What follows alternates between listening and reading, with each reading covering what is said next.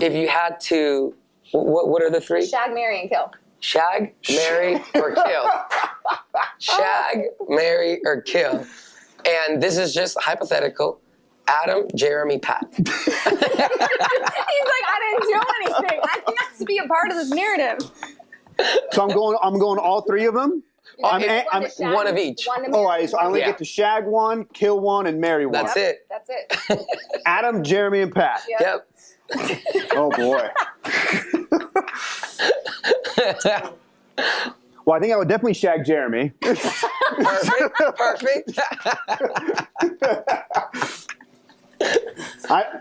I don't know if I could stare at Pat's cul-de-sacs while it was going down. And Adam's just too hairy, so.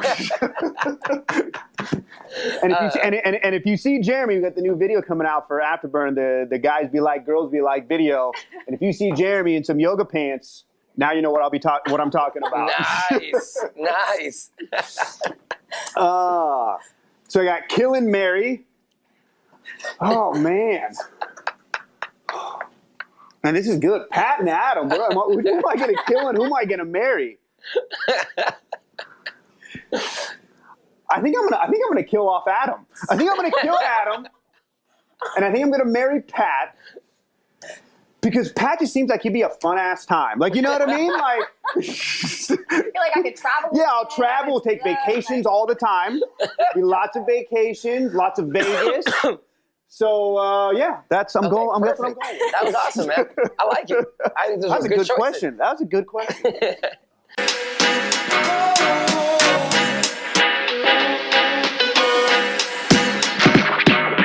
What's going on, everybody? Tony Velasco here. Welcome to episode number 5 of the Tony V Project. Super pumped and excited to be here with two of my good friends, Samir and Jen Sarkar. A word of advice to any future guests. The bar has been raised, so bring your gifts. We're going to open it right now. So, huge thank you, guys. Definitely, man. Thanks for having us over, man. Bringing gifts on to the Tony V Project. Yeah, it's only... We have not real sponsors, but Fire H2O. We can pretend you're one. We'll just make you an unofficial sponsor right now. I'll drink to that. Yeah, we'll drink to that. You can just send the check. Just send the check. Fire H2O, first official unofficial sponsor. And look at this, Jeremy. I know can we zoom in on this? Look at this. It's going down for real. We have official mugs now for the Tony V Project. Yeah. Nice. Shit just got real, Jay. Legit. Just got real. Well, thank you guys. Definitely, man. Big time. Our pleasure. These are definitely going to be centerpieces here going forward. So I'm excited about that.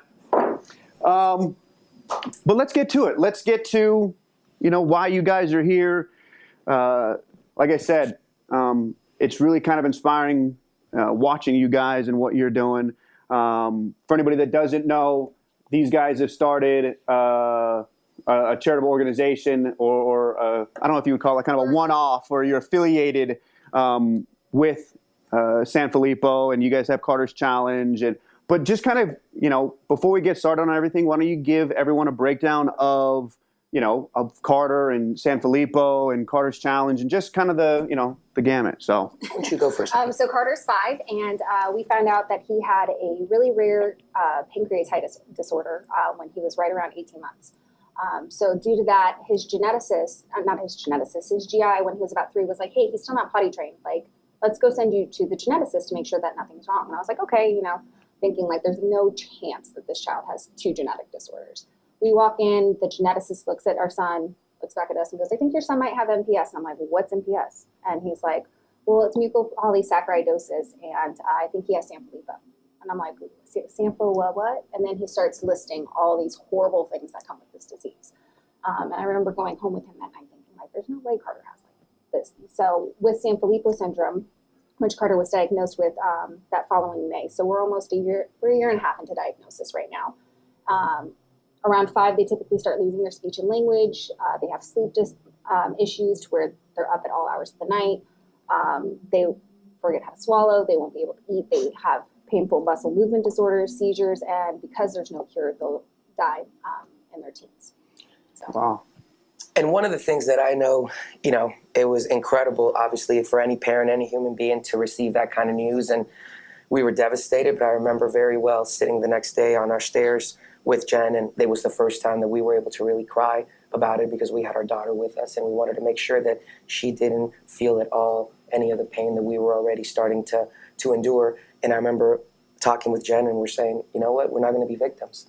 This is it. These are the cards that are dealt, and they suck.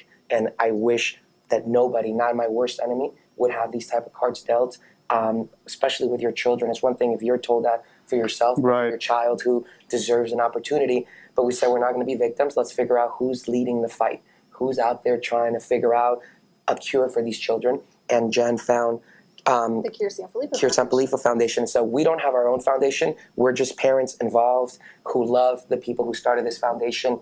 And so, every day is a struggle, but I feel like that as you guys all feel in this room and in this gym, that life is a blessing and life is what you make of it. And it's not always going to be the prettiest and everything's not going to work your way, but you just have to make a conscious effort every day to try your best, to be the best version of you, even when everything's stacked against you. Yeah. And I solely just not only believe in it, but want my children to be those people. I want, both Carter for the time that we have him and my daughter Sophia to really fully believe in that because I know what it did for my life. I've had incredible amounts of handicaps and I've been able to figure out a way to each time turn that handicap into something that was going to help me out in the future. And I was very fortunate and I won the lottery when I met Jen and we fell in love and we both feel the exact same way about life, and I think that that's so amazing. You don't go through something like this if you're partner in crime, if you're Kobe and Shaq, if you're Jordan and Pippen, it doesn't feel the same way about things, So I feel like we started Carter's Challenge based on that, on the fact that my son Carter is amazing and he goes through so much. I mean, the first year that we were diagnosed with chronic pancreatitis, we spent over 200 days in the hospital. And he was in isolation for 125 of those days.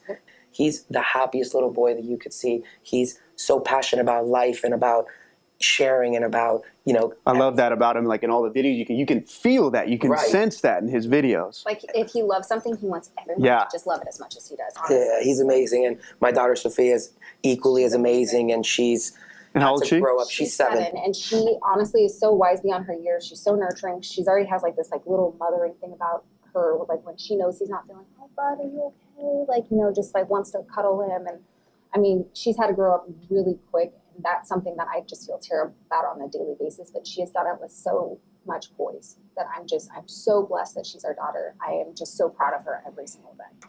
You guys may have seen it on episode 3. I was talking to Nick and we were just talking about positivity and all of that kind of stuff. And you guys said that you made a decision, and actually Adam talked about it in episode 1, when he found out about his dad and suicide and all of that stuff. And Adam said he made a choice, and he thinks that's the difference. And Nick says along the lines of like, what's the alternative? You know what I mean? And I want to go into depth about all of that, but I think it's such a simple concept, but it's simple yet so powerful.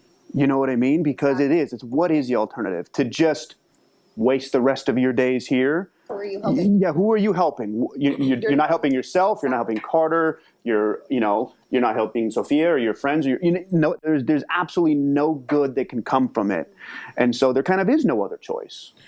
And I think also one of the toughest parts that comes with that choice that you make is that you would think that more people would be on board with you and that everyone's going to, support the fact that, hey, we're not going to choose to be depressed. We're not going to choose to be feeling bad for ourselves, but we're going to do the opposite. And we're going to live our life and we're going to take things as they come, but be more focused on the positive. Yeah. And unfortunately, you sometimes find out that the people that you have around don't feel the same way. Yeah. And that they almost sometimes are upset with you because you do feel that way. So that's when you got to really step up to the challenge and say, hey, do you think they look at it like, how can they be so positive in this situation? Do they just not care? I think a lot of people don't think that we actually cope with this. And to tell you the truth, like they think you guys are being fake almost? Yep. I think a lot of people think that about anyone who's dealt cards that are very difficult, and they are like, this isn't going to break me. This is just going to empower me. The thing is you're not in our day in and day out. You don't know how much love and positivity there is in our life. And honestly, like, or how much tears or sadness there are. Yeah. You know, the thing is that I'm a firm believer that these type of situations shouldn't basically define who you are. Yeah. You know, they're just a part of your life. And even though we're talking about life and death here, my son is more than just that. My son is more than just this disease. So I'm not going to lead any conversation when you see me with, oh, did you know about my son? He's not, he's not doing well. No, I can tell you 1,000 other things about my son that are amazing. Right. And I think that when people see you doing that, they sometimes think that either it's not real, they can even go to those extremes, or they can just, I think, like you said, feel like you're fake, like that you can't be that happy. But what is the alternative? Right. If you allow a little bit of anything else to come in, then before you know it, you'll be depressed and you'll be out of your system. And how can you help anybody at that time? Yeah. But if you continue to push me in the direction where you want me to almost be sad and you want me to not, then I've got to unfortunately figure out a way to not necessarily have you in my camp. Yeah. You know, You gotta keep negativity out of your camp, out of your life. You know, that's I think negativity to success, happiness, anything. I mean, it's the bane of all of it. And you guys said actually a few things that kind of lead perfectly into my book. So in a nutshell, and I kind of talked about this last week with Pat, is the legacy mindset. It's not just geared towards entrepreneurs or, it's geared towards, mothers and fathers.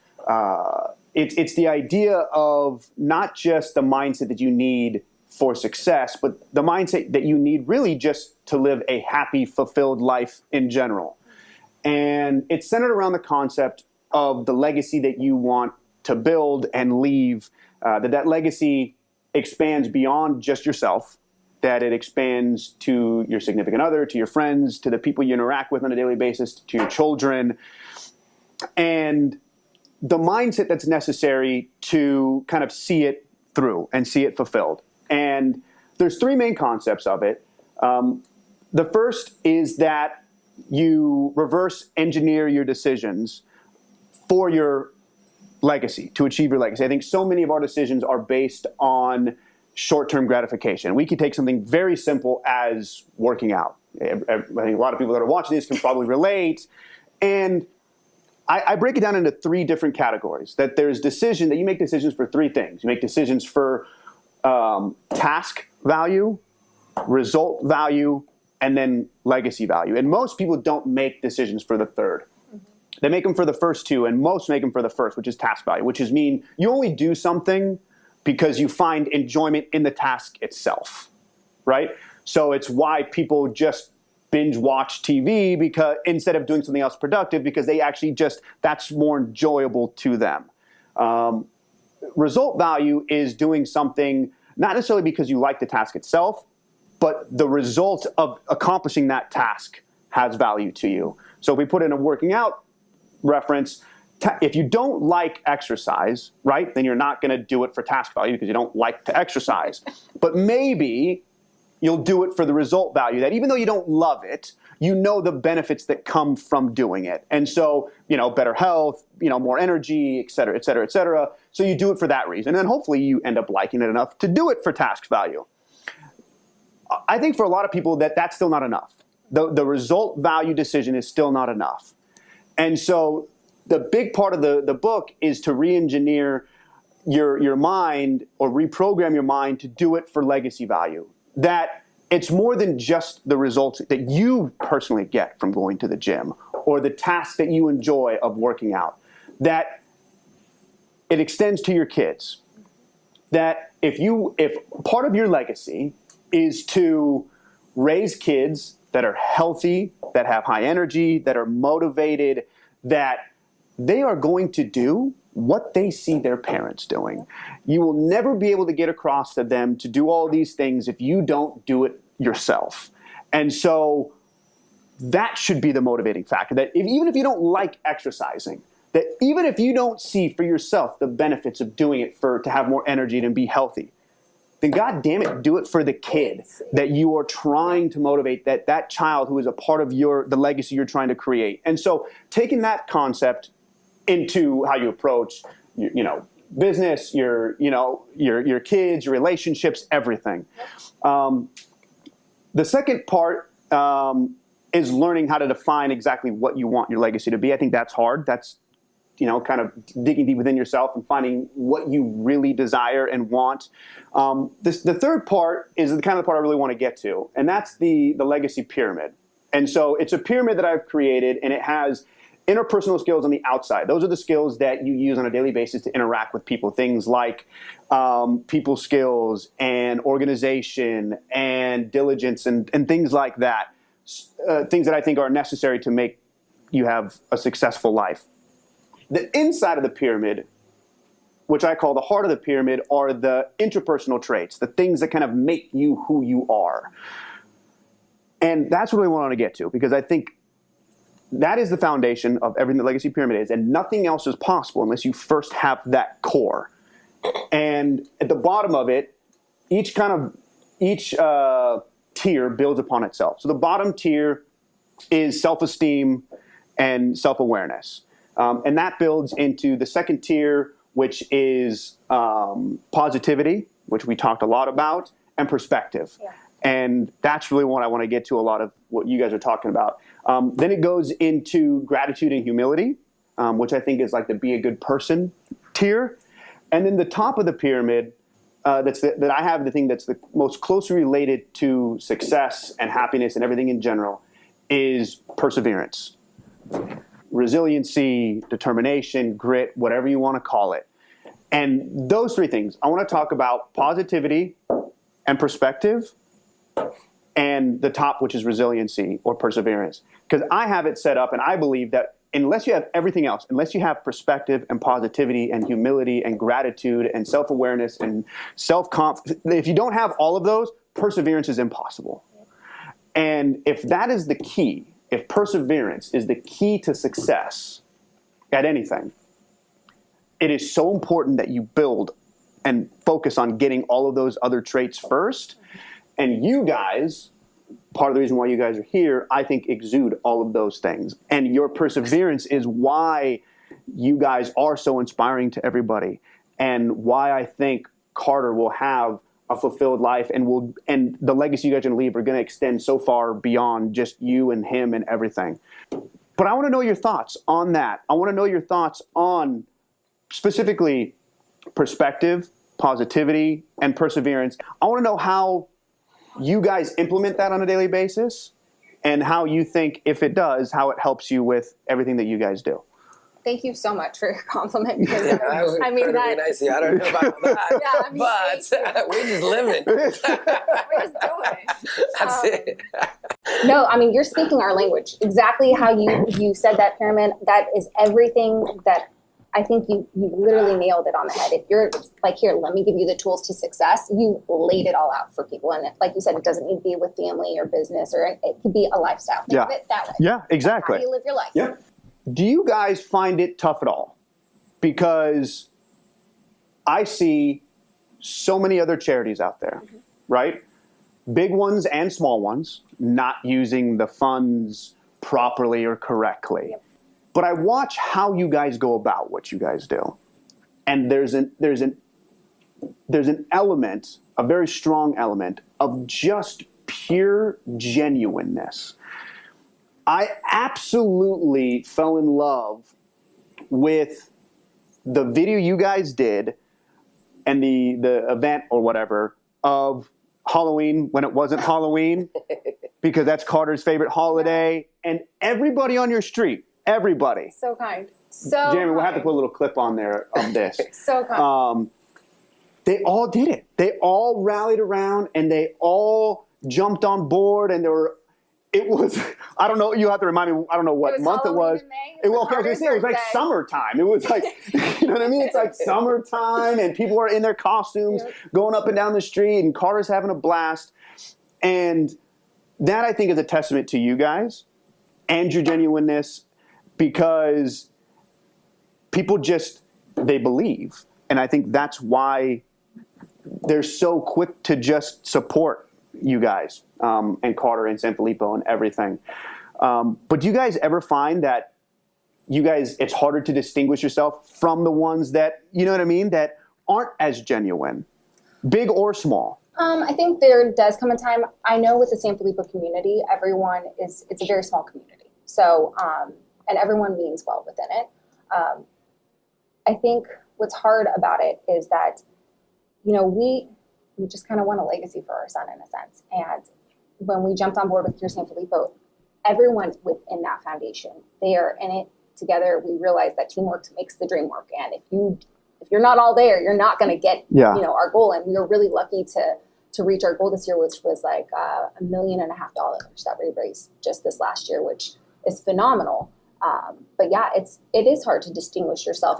But how do you make someone care about something that they don't know about? Yeah. And that's the difficult part. But I think you guys are, but I think that's it. And I think you guys are doing it because, it's about, hey, here's a charity. We need to raise X amount of dollars because we want to try to help these kids. That's almost taking a back seat to, I want my kid to live the best life that he can live, whether it be for 12 months or 12 years. And so we're going to do things like this Halloween thing and this, and all of that just comes first. So that's what I think is so great about what you guys do. Well, I think also one of the things that we try our best to do is to do things mostly for awareness, because we feel like that's where the power's at. Yeah. If people can just hear about it, connect in some way or the other, then that would be great, because you never know who's out there that might be able to come up with a cure or know somebody who knows somebody. Yeah. So awareness. And also we care, genuinely, we look at these families and we're devastated by how hard their lives are. We're blessed because our equation was Jen is a stay-at-home mother, which is the hardest job in the world. And I didn't understand that until my first year when my children were healthy and I had to stay with them. And it was just very difficult. So for any stay-at-home mom, that's the most toughest job in the world. But then Jen does so much. She helps me run my business. She, jumped on board and became an expert on chronic pancreatitis. Then she became an expert on Sanfilippo. So, I think that the number one thing that we try our best to do is do things that we love in our heart. And we hope that other people like it. But if they don't, that's okay too. Yeah. We understand that everything's going on in it. So when people can jump in and join, great. When they can't, we don't judge and we don't, get upset, because that's life. Yeah. So that's our goal, is to try to raise as much awareness as possible and to make sure that in the process, we don't get lost on the fact that there is a time clock on our son. Yeah. And that, every day we wake up and we're like, okay, how are we going to make today special? Because at the end of the day, we don't know. We're trying to put in 20, 30, 40 years in 3-4 years Yeah. worth Be of time. something as simple as saying oh, hey, you know what? Today he wanted a birthday cake at Ralph's. Let's do it. And because you don't know how many birthdays he's Yeah. going to get, and you just sing happy birthday Yeah. and blow out the candle, and that's special to us. So Yeah. it's something as small as that we just, so. That's cool. That's cool.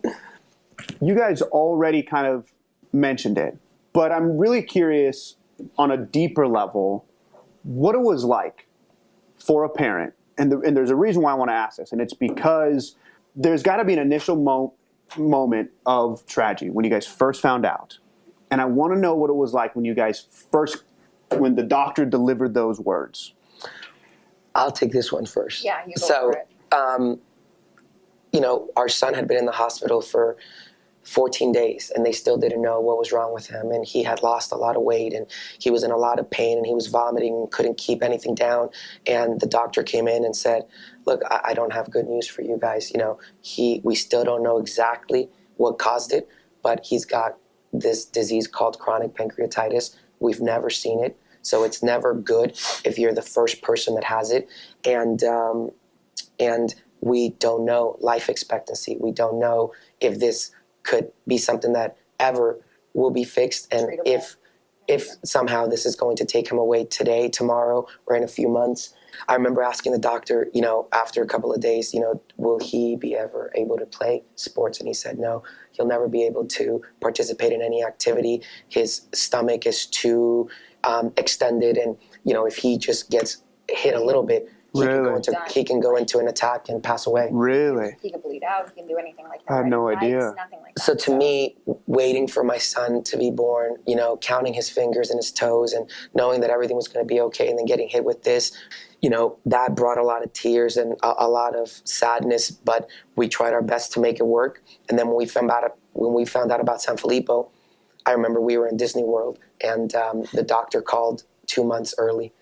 We were expecting a phone call in 3-4 months, and he called, and we knew it wasn't good, and we were just about to board a plane, and we were with our daughter, and we had just had an amazing time because, once again, we didn't know the time that we had with our son from the chronic pancreatitis, and it was like everything stopped, and you can't breathe.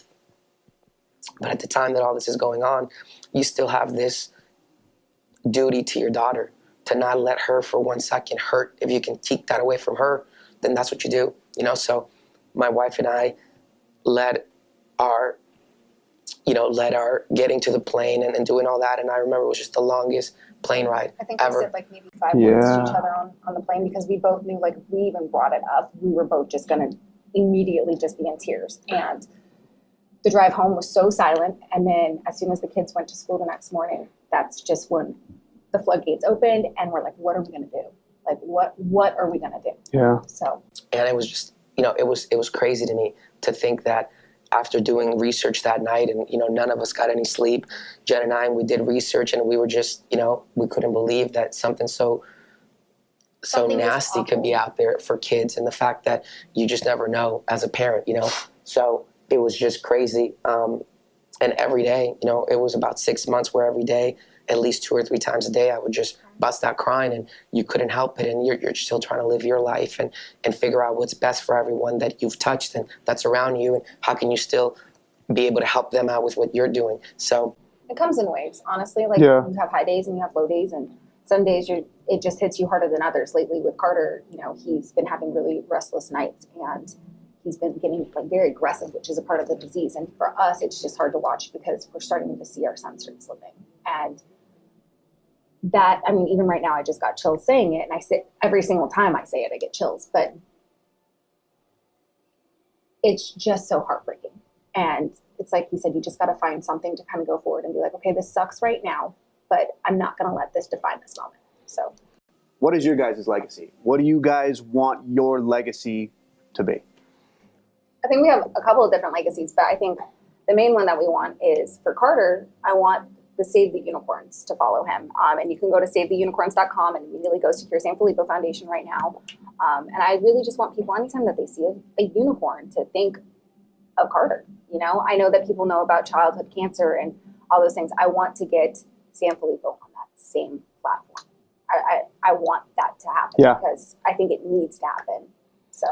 And I think for us, like I said, there's a time clock. The moment that they gave us this diagnosis, there was a time clock, and that clock is ticking, and we're definitely never giving up. But we understand that more than likely the cure may not come in time for Carter. So our legacy is going to be to continue that fight. To make sure that no matter what, while I'm standing here and while Jen's standing here and while Sophia's standing here, that we continue to help out children so that hopefully one day these parents get diagnosed and they're going to say, hey, your son's got Sanfilippo, but there's a cure. Don't worry, and they won't have to struggle as much as we did. And like I said, there's so many other families that we've met that have struggled much more than us. This type of situation can take a toll on a marriage and on a family and so many different things, So I think one of the legacies would definitely be to continue to fight strong and to help out all these children and to find a cure. And then the other legacy, very similar to what you said, for your children, when you're ready to have some, is for them to know that, mom and dad did more for others than they did for themselves. And that, the legacy for fun and sports, I love what we do for a living. And every day I wake up super excited to continue to do it. So my legacy is to be able to have fun and sports be something that really allows families to have that connection between sports and activities and exercise and healthiness, and get them ready to go from a young age to transition into being at a gym like yours and be ready to, to tackle the world. Because as you know, exercise clears the mind, it gives you extra energy, and it allows you to think clearly about things that you need to do in your life. And without it, you're really battling uphill. Yeah. also I'm teaches with you, you 100%. Well, like it also teaches you like you don't get anything unless you put in the work. Yeah. And that's true with anything. Anything. Anything. So. Yep. Well, thank you guys. Definitely, man. Thanks for having us Big over. time for coming on. Jeremy, let's make sure we get a Kira Sanfilippo and a Carter Sounds thing up there so people can go click on it. Perfect. That sounds awesome. Donate and just Or just see. follow the story. Yeah, and just follow share the it. story. Honestly, Yeah. follow the story of Carter, the things these guys are doing for him, and just making every minute of his life something to remember is what's really cool to watch. So Thank you, man. thank you Appreciate guys. it. Thank you, Jeremy. And we'll see you guys next week. Later, guys. Awesome, man. Thank you, dude. Thank you so much. Of course, thank you.